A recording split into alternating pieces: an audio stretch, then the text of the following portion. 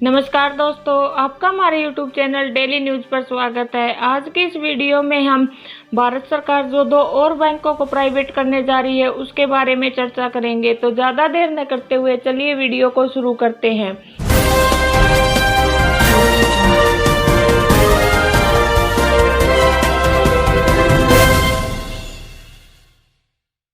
2 सरकारी बैंकों का निजीकरण किया जाना है। केंद्र सरकार इसके लिए जरूरी कदम उठा रही है। इसी बीच आरबीआई के पूर्व डिप्टी गवर्नर एनएस विश्वनाथ ने कहा कि किसी भी इकाई को चुनते समय यह देखना चाहिए कि वह देश के लिए कितनी अच्छी है, तभी उन्हें लाइसेंस जारी करना चाहिए। केंद्र सरकार ने 2 सरकारी बैंकों के निजीकरण का फैसला ले लिया है। इस फैसले को अमली जामा पहनाने के लिए जरूरी प्रक्रिया भी पूरी की जा रही है। सरकारी बैंक के निजीकरण को लेकर जानकार अपनी अपनी राय रख रहे हैं।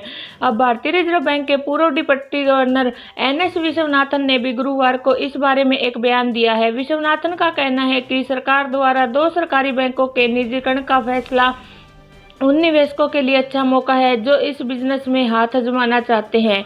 विश्वनाथन ने IMC chamber of commerce and industry की एक आयोजन में बात करते हुए कहा कि किसी भी इकाई को चुनते समय यह देखना चाहिए कि वह देश के लिए कितनी अच्छी है, तभी उन्हें लाइसेंस जारी करना चाहिए।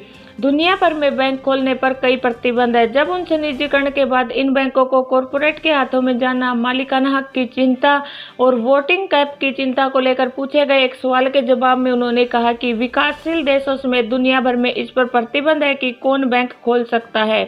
बैंक में लोगों के मेहनत की कमाई डिपॉजिट होती है। अर्थव्यवस्था पर दबाव डालने से बचने के उपाय करने होंगे। कॉरपोरेट की बात पर उन्होंने कहा कि किसी भी इकाई के पास इतना पैसा होना चाहिए कि वो इसमें निवेश कर सके। बड़े संदर्भ में देखें तो वास्तविक अर्थव्यवस्था वाली एक इकाई भी बाद में अर्थव्यवस्था को दबाव में डाल सकती है। ऐसे में हमें इससे बचने के लिए पहले से ही तैयारी करनी चाहिए। इससे दूसरे कारोबार का दबाव बैंकों पर नहीं पड़ेगा।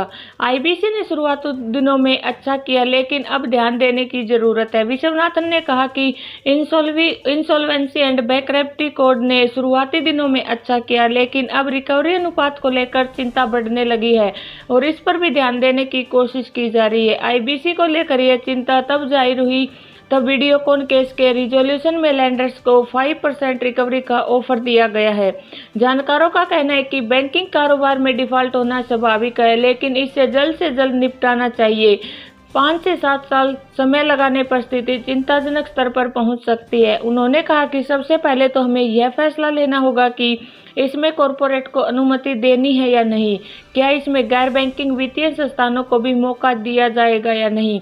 तो आज की इस वीडियो में इतना ही। धन्यवाद।